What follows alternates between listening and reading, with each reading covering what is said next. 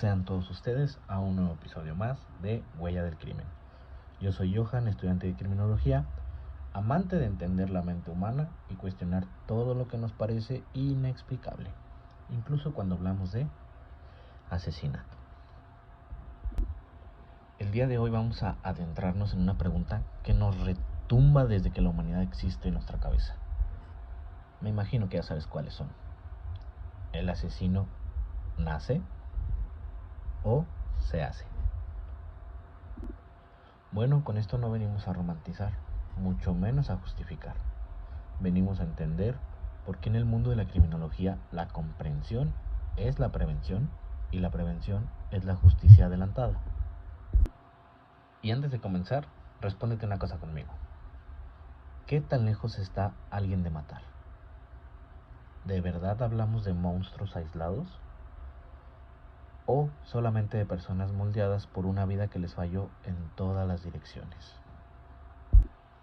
Bueno, ponte cómodo o ponte incómodo también, porque este tema sacude, incomoda, confronta y al mismo tiempo enseña. Continuemos. Bueno, ahora sí, entremos en nuestro tema a discusión el día de hoy, que es la construcción del asesino. Factores que llevan a una persona al crimen. Comencemos con ¿qué significa construir a un asesino? Cuando hablamos de la construcción del asesino, no hablamos de un momento que convierte a alguien en criminal. En realidad hablamos de un proceso largo, una interacción de factores que se acumulan, chocan, se mezclan y eventualmente, pues, detonan. Esto es como una receta macabra que nadie quiso cocinar, pero que muchos ingredientes sociales y biológicos empezaban a poner dentro de la olla desde la infancia. Los homicidas no siempre comienzan siendo violentos. Muchas de las veces comienzan siendo niños heridos, jóvenes frustrados o adultos que aprendieron que el mundo no les debía nada porque nunca se los dio. El asesinato es el último grito de una persona que se rompió tantas veces, que dejó de escuchar, incluso, el sonido de la vida humana. Entrando a nuestras preguntas del inicio, el debate eterno. ¿Nace o se hace? Bueno, la criminología moderna es clara. No existe un solo factor que explique en realidad lo que es el crimen. No hay un gen del mal ni un interruptor cerebral que se active al cumplir los 18 años, pero sí hay predisposiciones, vulnerabilidades, entornos, crianzas, experiencias y sobre todo detonantes. Bueno, entrando en los 4 factores que influyen en un criminal, la biología influye, pero no decide. La familia marca, pero no sentencia. La sociedad empuja, pero no siempre es la que mata. Y la psicología, esa es la que filtra, procesa y responde a todo lo demás. Bueno, este podcast lo dividí en bloques. Tenemos bloque 1,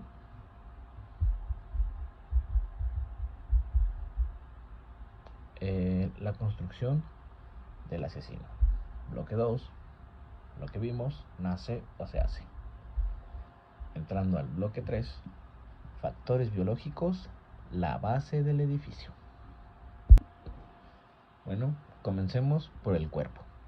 Porque sí, antes de que alguien cometa un crimen, lo vive con un cerebro, con hormonas, con sinapsis y con un ADN que puede influir, pero jamás obligar. Hablando de la genética, hay investigaciones que demuestran que ciertas personas pueden tener predisposición a la impulsividad o la agresividad por la forma en que su cerebro responde al estrés o a la frustración. Pero aquí va lo importante. Predisposición no es destino. Es como tener un cerillo en la bolsa. No significa que vas a incendiar algo, ¿o sí? Solo significa que podrías hacerlo más fácil que otras personas, si te exponen al fuego correcto, claro. Hablemos de la neurología y zonas del cerebro. Hay dos zonas que vamos a mencionar muchas veces hoy. Una es la corteza prefrontal, que es la que controla impulsos, planea, toma decisiones, distingue el bien del mal y sobre todo frena. 2. La amígdala, que es el centro de las emociones como el miedo, la agresión, la supervivencia y también la empatía. Entonces, cuando la corteza prefrontal no funciona correctamente, ya sea por genética o por lesiones, la persona puede no medir el riesgo, las consecuencias, la moralidad o el daño de lo que está haciendo. Y cuando la amígdala está alterada, puede perderse la conexión emocional con otros, incluyendo la compasión ante el sufrimiento ajeno. Bueno, ahora hablemos de las lesiones cerebrales.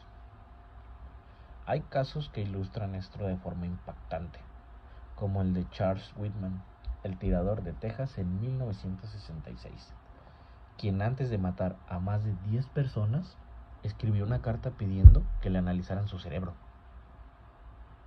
¿Y qué encontraron después? No creerán. Un tumor que presionaba su amígdala.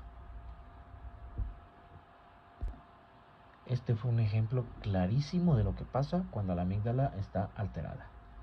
Bueno, ahora hablemos sobre las hormonas.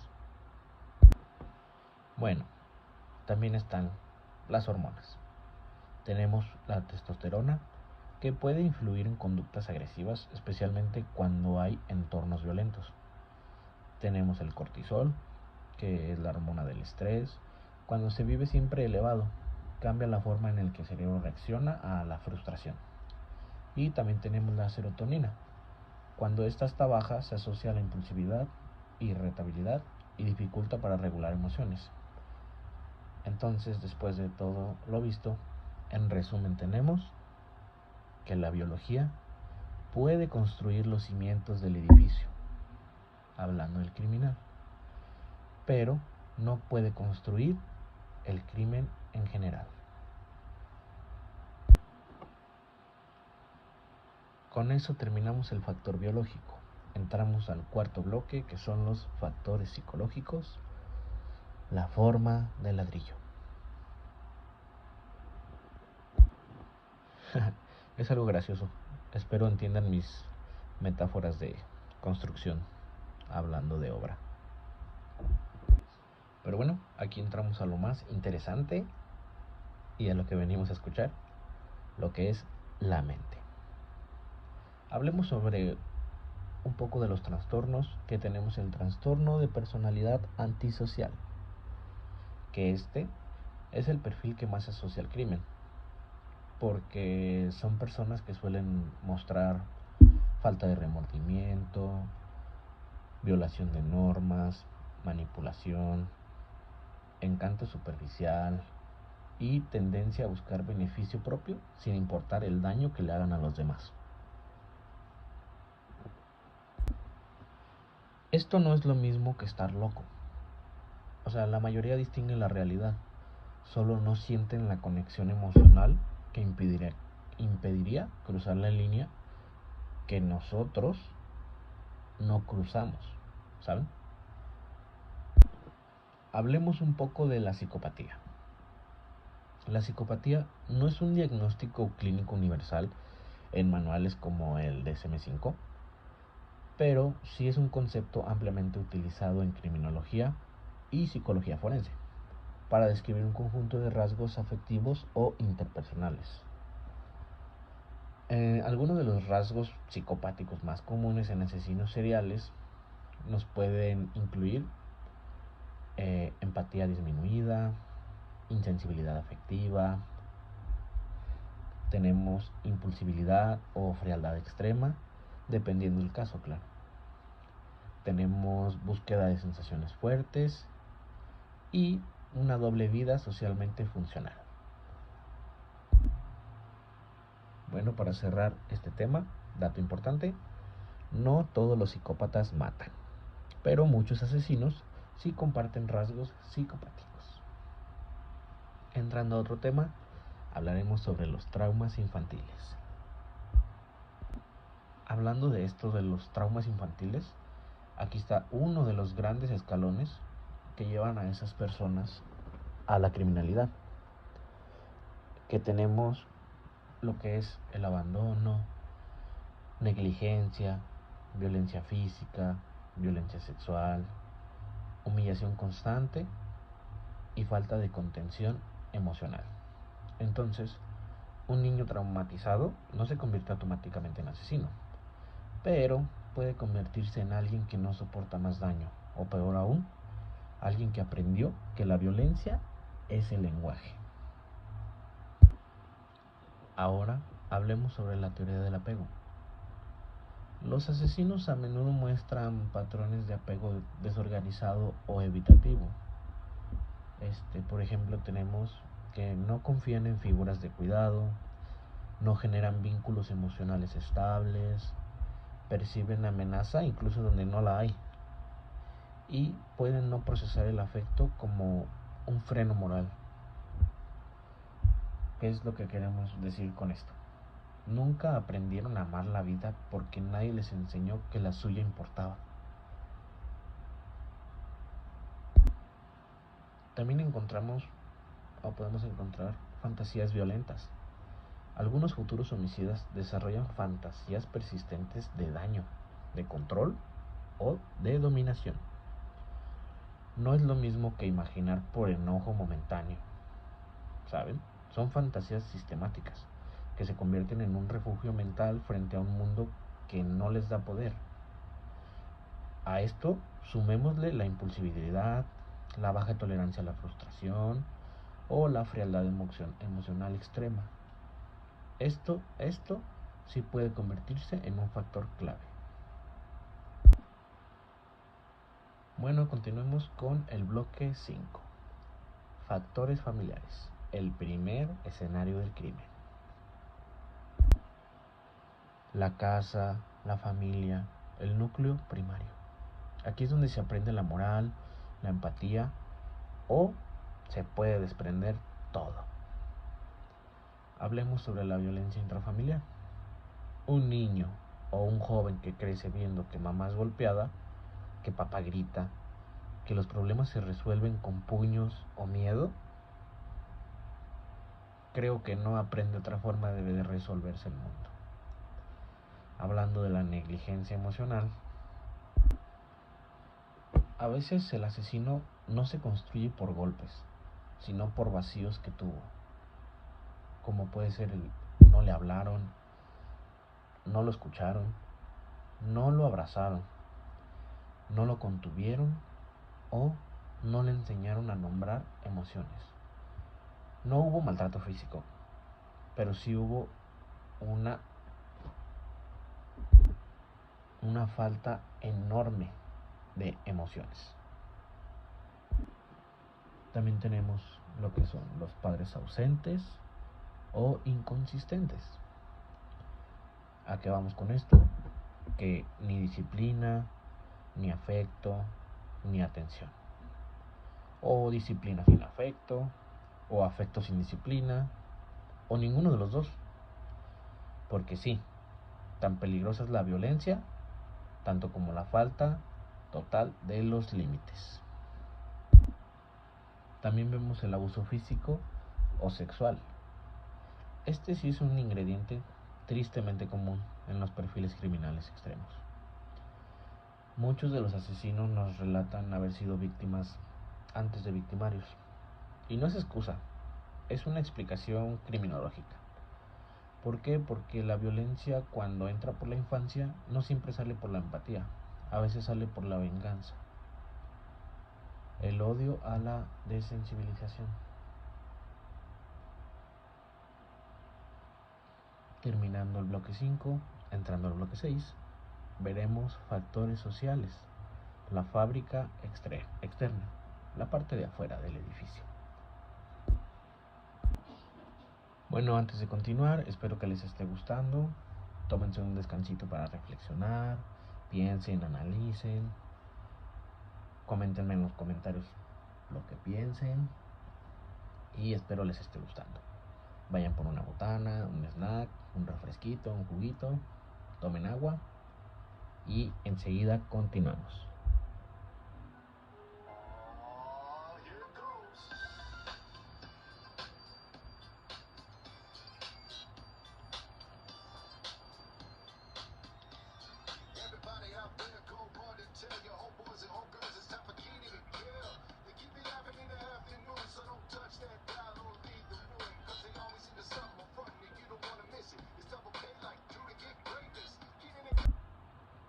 Pero bueno, chicos, espero hayan ido por su snack, sus papitas, un licuadito para continuar con este podcast de sus favoritos.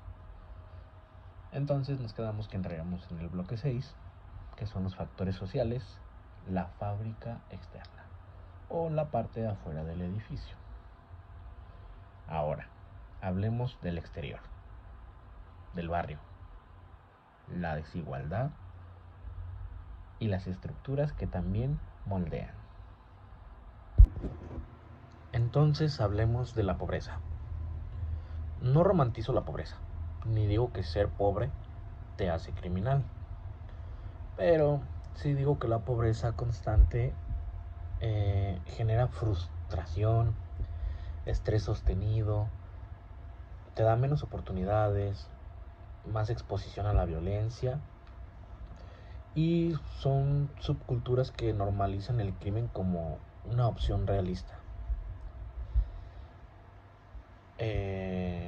Mencionemos la exclusión social, el ser señalado, estigmatizado, rechazado, no pertenecer o no ser visto. Eso a veces empuja a buscar pertenencia en algún lugar donde la violencia da esa identidad, ¿saben? Entonces, hablando de la subcultura criminal, hay barrios donde el héroe no es el licenciado, ni el doctor, ahora sí que ni el arquitecto, sino es el que trae la troca, la pistola y el poder. Y cuando el crimen se convierte en aspiración social o supervivencia, pues la línea moral se borra más rápido. Hablemos sobre la influencia de pares, con quién te juntas, con quién andas y todo eso, ¿no? Si tus amigos, tus hermanos del barrio, tu círculo, consumen violencia, validan violencia, ejercen la violencia, el crimen deja de verse lejano, deja de verse ajeno, deja de verse impensable y la violencia se vuelve una opción. Bueno, continuando con el siguiente bloque, hablaremos sobre los factores ambientales y detonantes en la vida cotidiana. Ahora que hablamos de la biología, la psicología, la familia y la sociedad, llega un punto donde el crimen deja de ser solo teoría. Llegan los factores ambientales, esos que rodean la vida diaria de cada uno y que pueden encender lo que ya venía latente. Hablemos del ruido, de la ciudad, del clima emocional del día a día, de crecer en un entorno donde no hay seguridad, donde no hay validación, no hay horizontes. Pero claro, sí hay violencia, hay carencias, drogas accesibles, armas disponibles y discursos que validan la agresión como respuesta funcional. ¿A qué vamos con esto? O sea, no es casualidad que muchos homicidas extremos provengan de entornos con exposición temprana a violencia, normalización del conflicto agresivo, falta de mediación comunitaria, el acceso facilitado a las sustancias y a las armas, la erosión del tejido social, desconfianza institucional y estrés urbano constante. Claro, si el entorno es un molde, también es un catalizador, un acelerador del proceso criminal. Cerrando este bloque y entrando a uno nuevo, también podemos hablar sobre las teorías sociales del crimen aplicadas al asesino. Aquí vamos a detenernos un poquito, a lo más profundo, ¿va? Vamos a hablar de la criminología clásica, de quienes nos enseñaron que el crimen no es un acto aislado, sino un fenómeno social.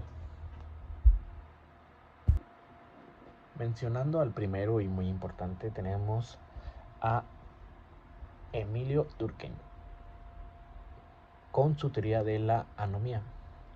Durkheim nos decía que cuando las reglas sociales se debilitan, se confunden o desaparecen, aparece la anomía.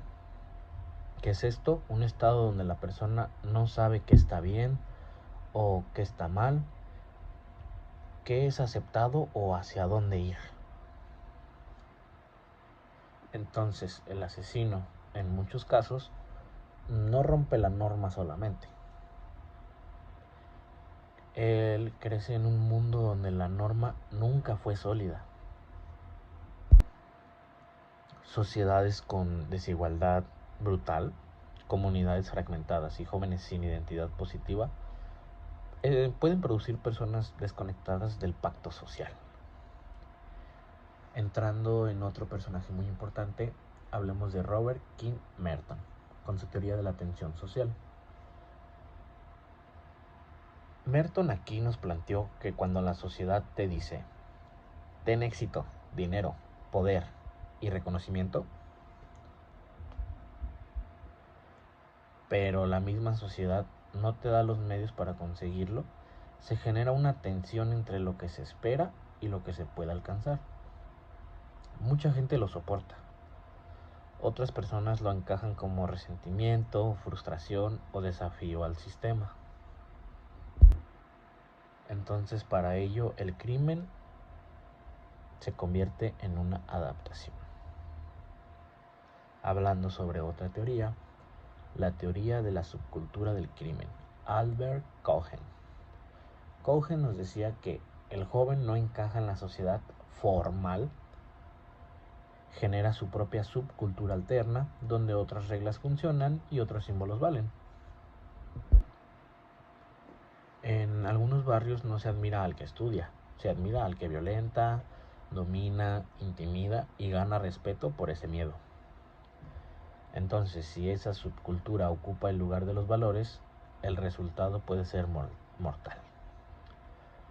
Concluyendo la parte de este bloque que acabamos de ver, con un poquito de las teorías y nuestros personajes importantes dentro del aspecto sociológico, llegamos a la conclusión de que la sociedad puede no crear la violencia, pero sí el camino social que la vuelve lógica para algunas personas.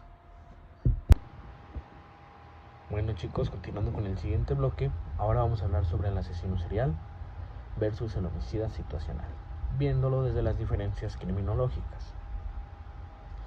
Ahora, ya que hablamos del origen social del crimen, ahora vamos a comparar dos grandes perfiles. Empecemos con el primero, que es homicida situacional o impulsivo. Viendo sus puntos, este mata por un evento específico.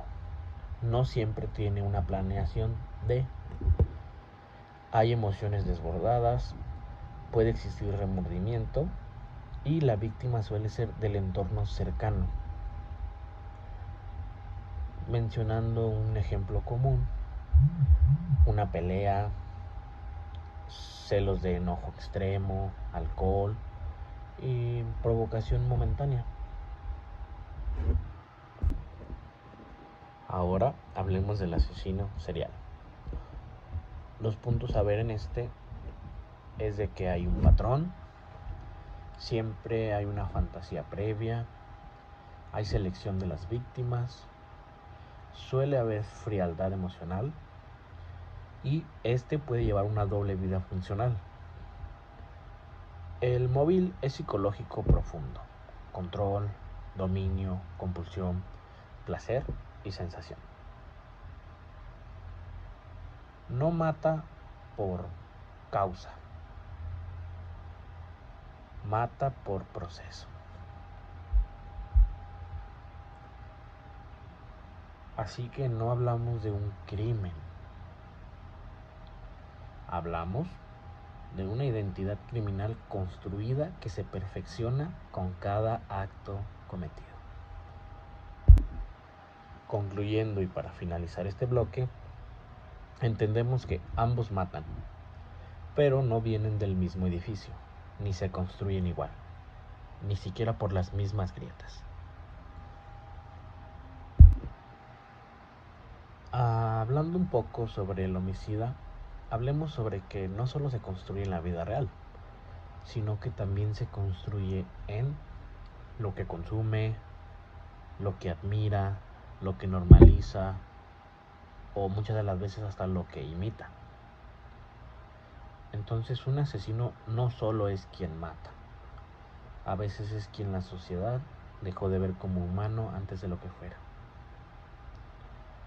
Entonces a veces podemos ver que también los medios no crean asesinos, pero esto sí puede normalizar la violencia como identidad aspiracional, si no hay un pensamiento crítico que lo cuestione. Bueno, continuando con el siguiente bloque, vamos a hablar sobre el consumo de sustancias cuando los frenos no se apagan. Aquí hablaremos de dos escenarios. Número 1, el alcohol. Este no provoca homicidio por sí mismo, pero sí es un desinhibidor. Es decir, apaga frenos morales y conductuales que una persona sobria sí tendría activados. Los homicidios impulsivos asociados al alcohol se suelen construir en peleas, bares, fiestas, celos, provocaciones y reacciones emocionales intensas. No hay una planeación con el alcohol, hay un impulso bruto emocional. Y como número 2, hablaremos sobre las drogas estimulantes. Hablando de algunas como la cocaína, la metanfetamina o crack, pueden generar episodios de agresividad, paranoia, aumento de impulsividad o sensación de amenaza, lo que esto puede desencadenar una violencia extrema, especialmente si la persona pues ya venía cargada con algo.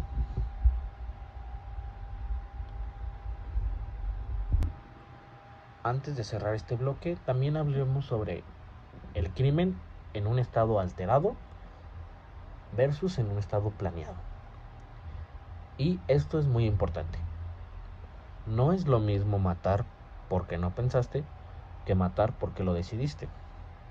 Entonces, la criminología estudia ambos, pero cuando hablamos de la construcción del asesino, nos concentramos especialmente en los que planean, los que no sienten, los que fantasearon antes de y los que acumularon ingredientes desde la vida. Y bueno, chicos, ya casi llegamos al final de lo que es este podcast con un nuevo episodio en Huella del Crimen. Espero les esté gustando, espero sea de su agrado, les haya llamado la atención, pero pues todos somos humanos. Tómense un descanso para ir al baño, relájense un rato, o si quieren ver un TikTok, un video, y volvemos con la construcción del asesino. Ya mero llegamos al final y espero que esto sea de su agrado.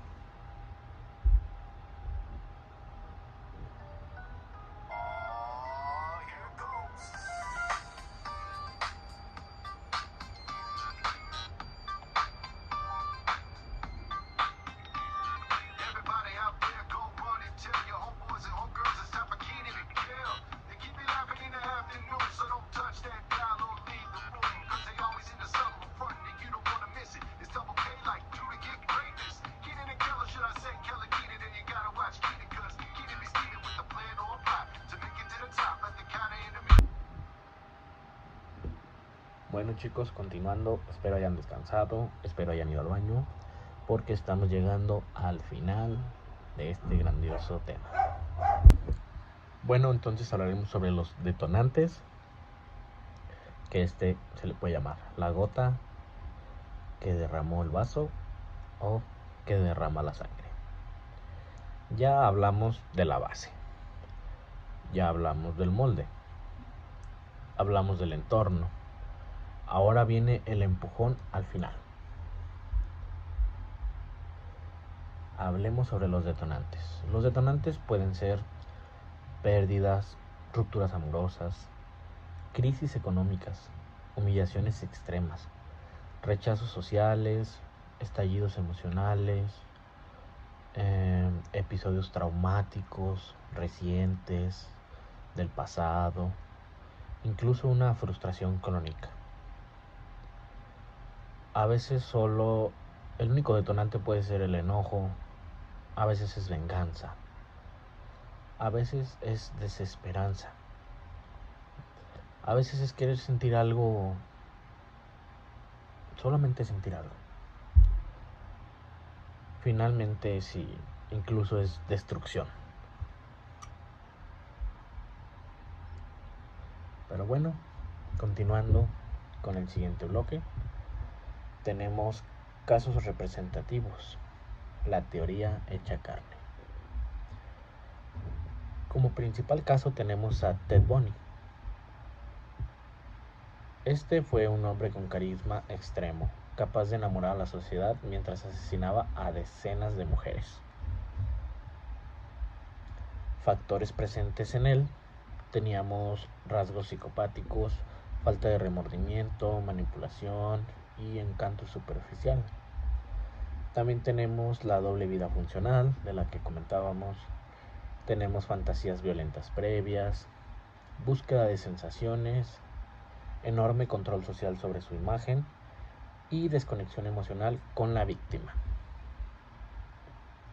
Entonces, Ted Bundy no mataba por enojo, ni por impulso momentáneo. Mataba porque podía, quería, controlaba y no se frenaba por nada, ni siquiera por empatía.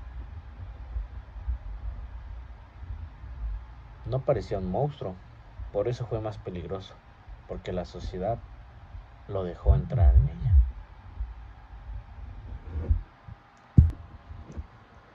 Como número 2, en casos representativos, tenemos a Daniel Camargo Barbosa,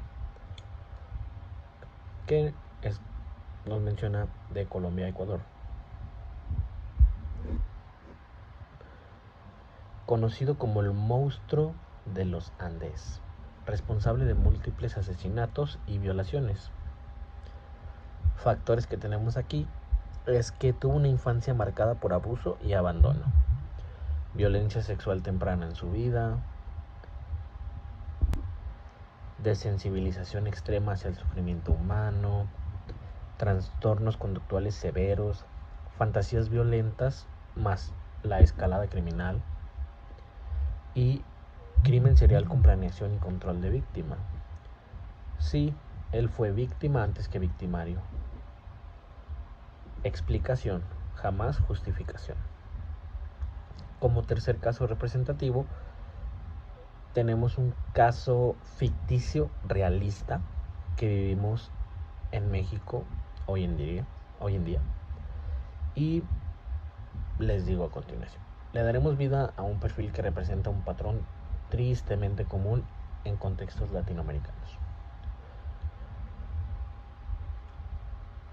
Niño de 7 años, que crece en un hogar donde la violencia reina.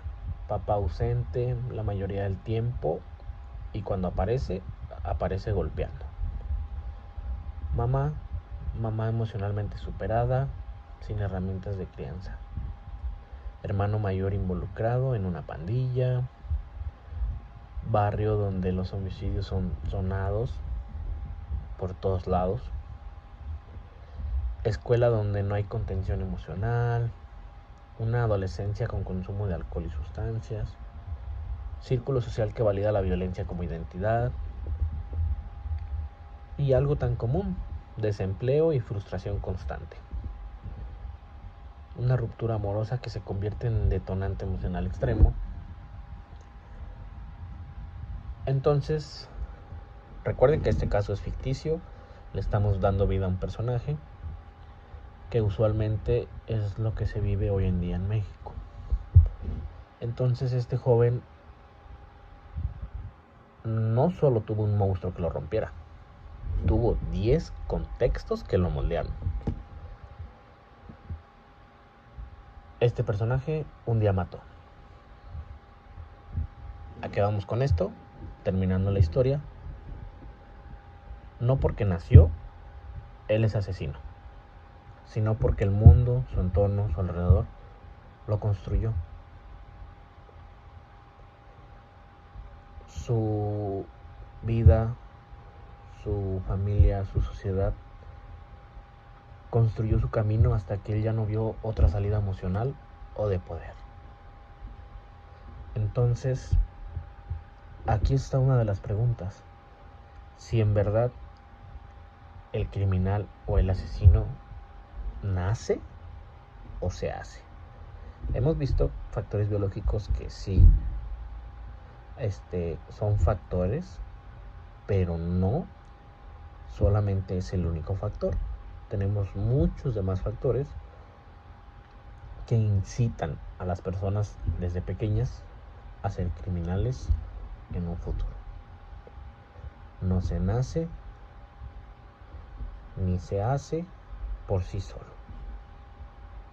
Siento que las dos van de la mano. Cerrando este bloque y llegando al último bloque de este episodio, tenemos: ¿se puede prevenir la construcción del asesino? Respondiendo a la pregunta, claro que sí. No al 100% porque no existe prevención perfecta, pero sí existe prevención social y psicológica masiva. Tenemos la intervención temprana en infancias violentadas, tenemos el acceso real a salud mental para jóvenes, también psicoeducación emocional en escuelas, políticas públicas que reduzcan la desigualdad, contamos con espacios comunitarios para que generen una identidad positiva. También tenemos redes de apoyo y contención social, padres con acompañamiento de crianza positiva y límites sanos. También no estigmatizar al joven herido, sino atenderlo antes de que la herida se convierta en un arma para él. Prevenir el crimen no es adivinar quién matará, es reducir todos los factores de riesgo que tenemos en todos lados. ¿Lo podemos prevenir? Sí. Pero está en nosotros si lo queremos hacer o no. Bueno, chicos, llegando a la reflexión final, a la conclusión final, al final de este gran episodio,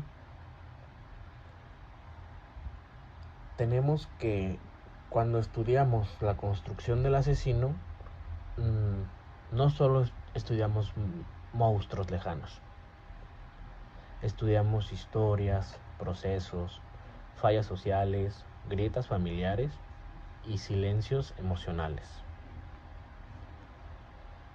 Comprender no es perdonar. Comprender es anticipar. Anticipar es prevenir. Y prevenir es salvar vidas que nunca tuvieron que ser víctimas. El crimen más prevenible es el que nunca llegó a construirse. Y bueno, chicos, con esta frase los dejo. Gracias por acompañarme en este viaje incómodo o cómodo, depende de cada quien, académico y profundo. Yo fui Johan y esto fue Huella del Crimen con ustedes. Nos escuchamos en el próximo episodio.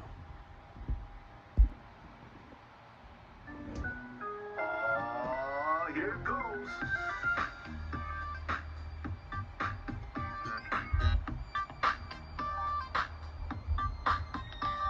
Everybody out there, go run and tell your homeboys and homegirls it's time for Keenan and Kel. They keep me laughing in the afternoon, so don't touch that dial or leave the room. Cause they always into something frontin' and you don't wanna miss it. It's double K like do to get greatness. Keenan and Kel, or should I say Kelly Keenan? Then you gotta watch Keenan, cause Keenan be scheming with the plan or plot to make it to the top, but they kinda in the middle, cause they always get caught. A Nick,